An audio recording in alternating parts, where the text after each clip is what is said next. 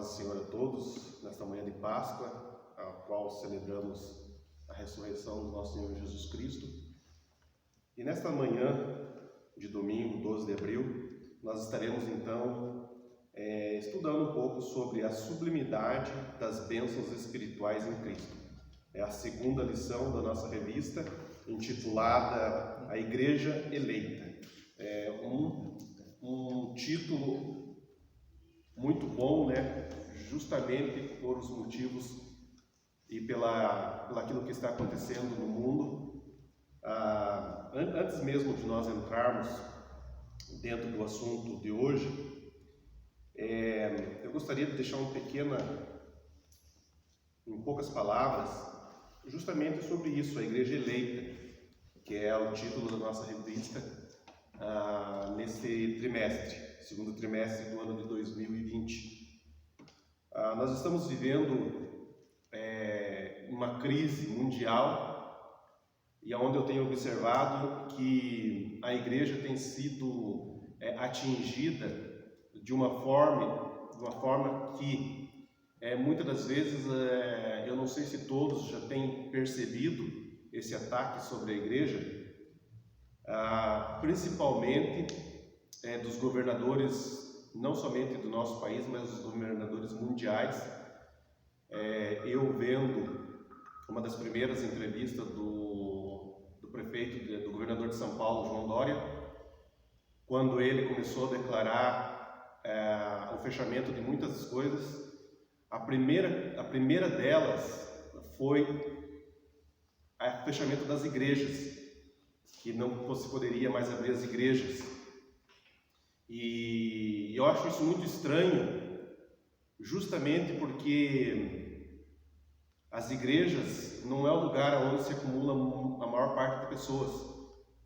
Nós vemos hoje, no nosso caso, a igreja aqui em Bocaiúva do Sul é uma igreja pequena, e o máximo que nós podemos colocar dentro aqui da igreja, num dia de festa bem cheio, é umas 250 pessoas. E se você pegar um ônibus, ou uma estação de trem, ou de metrô, você vai ver uma aglomeração muito maior de pessoas e nada é falado contra. Então nós temos que prestar atenção que nós estamos vivendo no mundo ao qual o anticristo está preparando tudo para a sua vinda. E nós vamos falar um pouquinho hoje também sobre isso, né? Sobre o mundo espiritual, o reino espiritual, e nós temos que nos focar um pouco não somente naquilo que está acontecendo na parte física, material, mas naquilo que é espiritual. O Satanás ele está preparando tudo, e inclusive dessa forma sorrateira, dessa forma que parece que não é tão importante, mas é muito importante para aqueles que têm a visão espiritual. As igrejas estão sendo atacadas e elas estão sendo proibidas de celebrar culto nelas, através de suas leis, através de seus decretos que eles fazem. Inclusive nós tivemos casos em Santa Catarina da polícia ir até a casa de pessoas que estavam fazendo cultos e mandar com que parassem culto celebrado por família, que somente membros das famílias. Então nós temos que prestar muita atenção neste mundo espiritual, o que está sendo feito por trás dos panos. Aparentemente é uma coisa inofensiva, não vamos fechar as nossas igrejas, porque é aglomeração de pessoas, mas nós temos que ter a espiritualidade, o dom de ver o que está atrás dos panos. Se não é uma movimentação do próprio Satanás para que o mundo evangélico, o mundo cristão, se acostume com suas portas fechadas, porque nós não sabemos quanto tempo que durar essa epidemia. Então nós temos que ter muito cuidado sobre isso, porque nós somos a igreja eleita de Cristo. Independente de nós estarmos reunidos dentro de um templo ou não, nós continuamos sendo as igrejas. Eu não estou aqui contra fechar igrejas ou deixar de fazer culto, mas aqui a minha atenção é sobre o que está por trás disso. E temos que ter muito cuidado e não nos acostumarmos em ter nossos templos fechados. Vamos então decorrer um pouquinho, estudar um pouquinho sobre a nossa lição de hoje. O nosso texto áureo diz assim: bendito o Deus e Pai de nosso Senhor Jesus Cristo, o qual nos abençoou com todas as bênçãos espirituais nos lugares celestiais em Cristo. Efésios capítulo 1 e versículo 3. Verdade prática: Deus nos elegeu em Cristo antes da fundação do mundo para que desfrutássemos das bênçãos espirituais.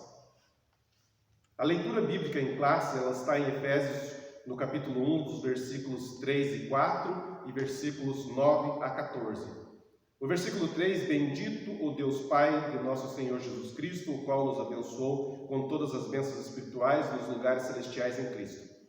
4. Como também nos elegeu nele antes da fundação do mundo, para que fôssemos santos e irrepreensíveis diante dele em amor. Versículo 9: descobrindo-nos o mistério da sua vontade, segundo o seu beneplácito, que propusera em si mesmo. Versículo 10: de tornar a congregar em Cristo todas as coisas, na dispensação da plenitude dos tempos, tanto as que estão no céu, como as que estão na terra. 11. Nele digo, em que também fomos feitos heranças, havendo sido predestinados conforme o propósito daquele que faz todas as coisas segundo o conselho da sua vontade. 12. Com o fim de sermos para o louvor da sua glória, nós, os que primeiro esperamos em Cristo. 13. Em que também vós estáis, depois que ouviste a palavra da verdade, o evangelho da vossa salvação, e tendo nele também crido, fostes selados com o Espírito Santo da promessa. 14. O qual é o penhor da nossa herança, da redenção, da possessão de Deus, para o louvor de sua glória. Então vamos entrar agora dentro da revista em si, do ensinamento que nós temos hoje. E a introdução nos diz: nessa lição vamos abordar a grandeza, a excelência e a perfeição do projeto divino para conceder bênçãos espirituais aos seus escolhidos desde a eternidade. Aprouve a Deus executar um plano de restauração e reconciliação com a humanidade caída. Por isso que na carta o apóstolo Paulo se mostra profundamente agradecido pela revelação do mistério que estivera oculto desde todos os tempos. Ele nos convida a louvar e a glorificar a Deus pela sua bondade e misericórdia para com todos os pecadores. A nova posição em Cristo. No passado estávamos perdidos e condenados à morte eterna, mas por sua infinita graça Deus nos outorgou em Cristo o privilégio da salvação. Então aqui nos diz que no passado nós éramos perdidos e condenados à morte. E hoje nós estamos celebrando justamente a Páscoa, a qual nós cristãos celebramos como a ressurreição de Cristo. Mas nós temos que ver que a Páscoa, a ressurreição de Cristo, se deu justamente na Páscoa, a Páscoa judaica, que é o significado da Páscoa, que é passar por cima. Esse é o significado da palavra Páscoa, passar por cima. E passar por cima, nós sabemos qual é o motivo de passar por cima, justamente quando a nação de Israel, antes de ser nação, era um povo escravo que estava dentro do Egito, na escravidão, e Deus tinha lhes prometido tirar da escravidão e ia libertar eles. Então essa Páscoa é quando Deus passou por cima das casas aonde tinha o sangue do Cordeiro, e ali não houve destruição e nem morte. Então aqueles que estavam preparados para quando se passasse por cima, que é a Páscoa, que em inglês é Passover, que é passa por cima, Deus tinha então instruído a nação que passassem sobre os umbrais da porta o sangue do Cordeiro, para que o anjo, quando vendo aquele sangue, não trouxesse naquela residência ou naquela casa a destruição, que seria a morte do primogênito. Então, quando Cristo ressurreto ressurgiu no dia da Páscoa, no domingo da Páscoa, ele estava declarando então a libertação, porque o sangue tinha sido passado sobre os umbrais do mundo ou de toda a humanidade, aqueles que aceitarem a Cristo, aqueles que se aceitaram a Cristo no passado e aqueles que aceitarão a Cristo ainda antes da vinda dele para tirar a sua igreja, a igreja eleita do mundo, todos esses que aceitarem esse sangue será passado sobre suas vidas, e quando vinha a destruição, quando vinha a morte, quando vinha a tribulação, essa tribulação, essa morte não afetará os eleitos em Cristo Jesus, aqueles que aceitaram o sangue. Então hoje nós estamos celebrando a ressurreição de Cristo. No passado nós não conhecíamos isso, no passado nós não tínhamos entendimento disso, e quando Cristo veio trazer a plenitude, tudo que nós conhecemos hoje, então hoje nós somos conhecedores daquilo que no passado era um mistério. O ponto 1 diz a doxologia. Após expor os versículos de abertura da epístola, no capítulo 1, versículo 1 e 2, o apóstolo Paulo apresenta uma sequência de texto que se caracteriza pela verdadeira adoração e bondade ativa de Deus. Ele começa pela frase: bendito o Deus e Pai do nosso Senhor Jesus Cristo, onde bendito significa digno de louvor. O apóstolo dá sequência até o versículo 14 por meio de um maravilhoso tributo ao Eterno e suas muitas bênçãos concedidas aos homens. Nesse trecho bíblico trata-se de um hino teológico de gratidão. Aqui nós vemos então no capítulo 1, dos versículos 3 ou 4, a doxologia. Aqui percebe-se então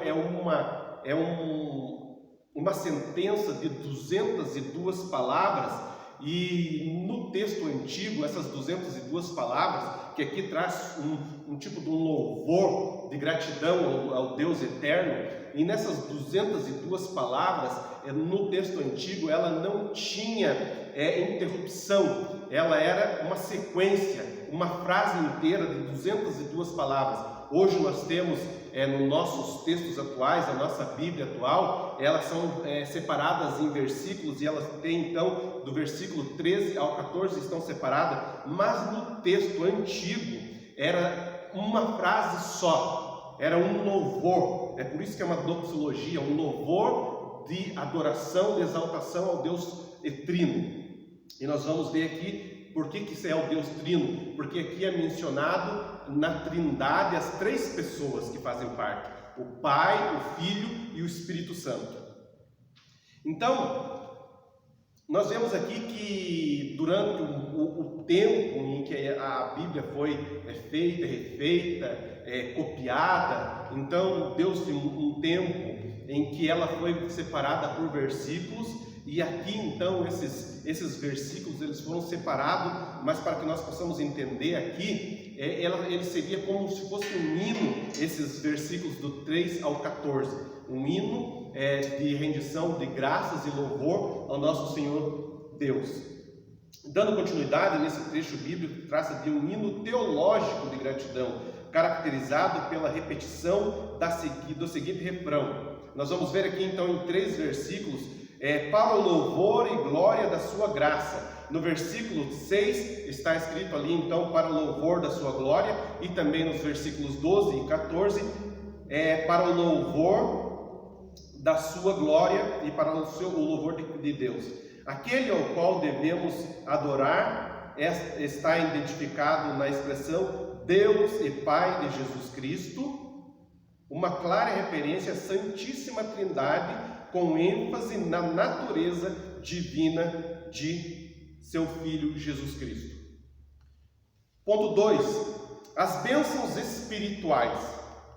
Obviamente que as bênçãos espirituais não são materiais, mas provenientes dos lugares celestiais, isto é, o reino espiritual. E aqui eu gostaria de chamar a atenção então um pouquinho sobre o reino espiritual em lugares celestiais. Nós estamos vivendo em dias, ao qual eu mencionei no início, que nós estamos fitando nossa atenção somente naquilo que é material, naquilo que nós podemos ver, naquilo que é físico, naquilo que é palpável, naquilo que nós conseguimos tocar. E nós não estamos prestando atenção muitas das vezes naquilo que é espiritual, naquilo que é o que nós não podemos ver, naquilo que nós não podemos tocar. E nós temos que então ter conhecimento um pouquinho do mundo espiritual. E o mundo espiritual, ele se traz através dos ensinamentos da Bíblia. Através dos ensinamentos bíblicos, das doutrinas bíblicas, é que nós podemos conhecer um pouquinho mais daquilo que é celestial, daquilo que é invisível, daquilo que tem aos olhos humanos é misterioso. Então nós estamos vivendo em dias, como eu disse já há pouco, é que nós estamos fitando muito naquilo que é passageiro, naquilo que o homem determina, naquilo que o homem impõe, e nós estamos deixando, parece que, de entender aquilo que Deus planejou para a sua igreja desde os primórdios da humanidade, desde daquilo que era antes de ser tudo que nós conhecemos e tudo que nós vemos.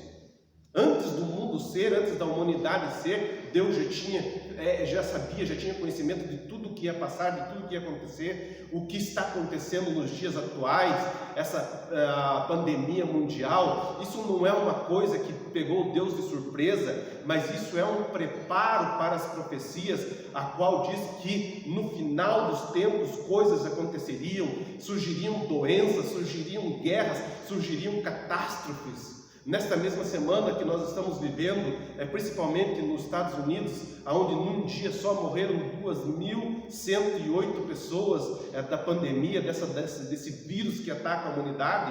Mas isso tudo é coisas que quem lê a Bíblia, quem estuda a Bíblia, já conhece e já sabe, já entende que isso é o final dos tempos, coisas que aconteceriam.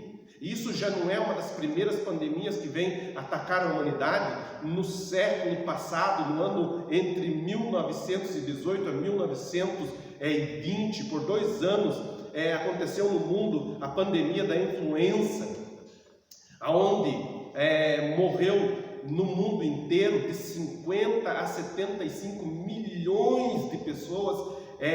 Se eu não me engano, foi 1/5 da população mundial morreu através dessa pandemia. Ali já se dava então o início daquilo que a profecia diz. Ali em 1918 foi a Primeira Guerra Mundial, e com essa Primeira Guerra Mundial também houve essa pandemia da influenza, que é a gripe espanhola. Depois tivemos a Segunda Guerra Mundial, e a partir desse século de 1918 em diante, nós começamos a ver muitas doenças, muitas guerras, rumores de guerras, tremores. Em 2004 houve uma catástrofe muito grande ali no Japão, naquela parte da Ásia ali, onde teve um tsunami que matou milhares de pessoas. Nós temos que estar alerta para os sinais dos tempos e aquilo que está acontecendo, para que isso que venha não nos pegue de surpresa. É por isso que nós temos que entender sobre o mundo espiritual, sobre os lugares celestiais, sobre o reino celestial, ao qual Deus nos tem preparado, a qual Ele nos tem avisado, nos tem ensinado, que estejamos alertas e preparados, para que isso não venha nos tomar de surpresa. E eu vejo que muitos estão assolados pelo que está acontecendo. Eu vejo no meio também cristão, aqueles que se declaram crentes, aqueles que se declaram crer em Deus, estão atemorizados por o que pode acontecer, por essa pandemia que está acontecendo no mundo. Irmãos, isso é apenas o princípio das dores. Nós temos que estar preparados para coisas mais terríveis, para coisas mais assolantes, para coisas mais destruidoras. Aqui não é para trazer terror a ninguém, mas é para alertarmos que nós estamos vivendo no fim de todas as coisas, no fim da era da igreja sobre essa terra. Nós estamos vivendo nos últimos dias, no final da igreja, a eleita de Cristo, a noiva do Cordeiro. Nós estamos vivendo nesses dias finais, então nós temos que deixar de ver somente aquilo que é material e palpável e começar a nos interessar um pouco mais sobre aquilo que é espiritual, sobre aquilo que nós não vemos, que é invisível, sobre os lugares celestiais ou o reino espiritual. O reino espiritual, ele está também dividido em duas partes: o reino celeste, a qual a igreja eleita será levada, e o reino que não é celeste, mas o reino das trevas, o reino de Satanás, que é também um reino espiritual, um reino invisível, ao qual nós não vemos. Então nós não podemos nos afligir pelo que está acontecendo e vermos somente o que é material, mas vamos nos dedicar um pouquinho mais a compreender o espiritual, a compreender aquilo que é celestial, a compreender aquilo que é invisível. E em compreendendo tudo isso, nós vamos começar a entender um pouquinho mais a Bíblia e a parte escatológica dela, que nos fala sobre o final dos tempos, aquilo que viria no final dos tempos, a qual nós estamos vivendo, que é um pouco antes da vinda de Jesus Cristo. Então, essas bênçãos são mencionadas na longa passagem em Efésios, nos versículos 3 a 14, tais como: Deus nos elegeu para sermos santos, Ele nos elegeu para sermos santos, Ele nos elegeu para não termos medo, Ele nos deu o espírito de coragem e não de covardia, predestinou-nos para sermos santos, predestinou-nos para sermos filhos, nos fez agradáveis para si, reuniu-nos por meio do sangue de Cristo, acolheu-nos por sua vontade redentora, revelou-nos a palavra da verdade, selou-nos com o espírito da promessa, ainda garantiu a validade da promessa. Tais bênçãos provêm de Deus, que planejou a redenção do Filho, que a realizou, e o Espírito Santo que a garante. Essas bênçãos nos conduzem a exclamar como Paulo: bendito seja Deus. O ponto 3, a nova condição. A expressão em Cristo significa que somos abençoados com toda a bênção espiritual a partir de sua pessoa e a obra realizada no Calvário. Relaciona-se ainda com a nossa experiência de conversão a Ele. Essa novidade, essa nova vida é conferida somente para quem está em Cristo. Então, a novidade, essa vida de bênção, ela somente é para aqueles que estão em Cristo. E aqueles que estão em Cristo não ficam atemorizados, aqueles que estão em Cristo não se acovardam, aqueles que estão em Cristo não temem o homem, não temem o mundo e não temem a Satanás. Isto é o oposto da antiga vida, em Adão, escravizada pelo pecado. Quando o mundo a qual nós vivemos é escravizado por Satanás, é cegado por Satanás, quando você liga um canal de televisão para ver notícias, muitas das vezes, ou a maior parte da mídia mundial, ela tende a aterrorizar as pessoas.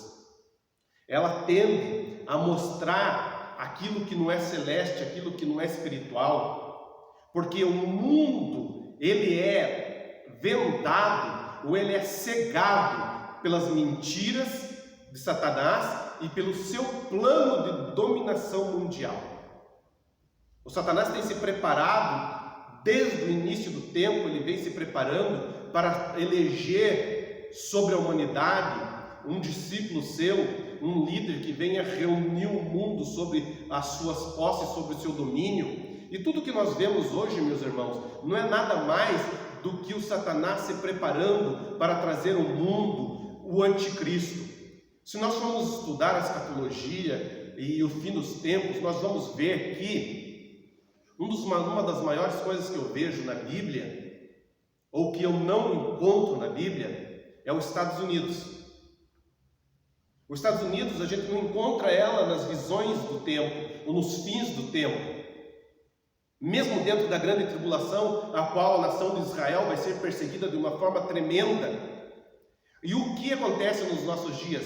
Israel não é aterrorizado da forma que está sendo planejada, porque ela tem a proteção, Israel tem a proteção dos Estados Unidos. Se não tivesse essa proteção dos Estados Unidos, o mundo árabe, ou o mundo que odeia a nação de Israel, já teria terminado com aquela nação, com aquele país, com aquele Estado. Então eu não consigo ver no final dos tempos o Estado dos Estados Unidos, ou a nação americana.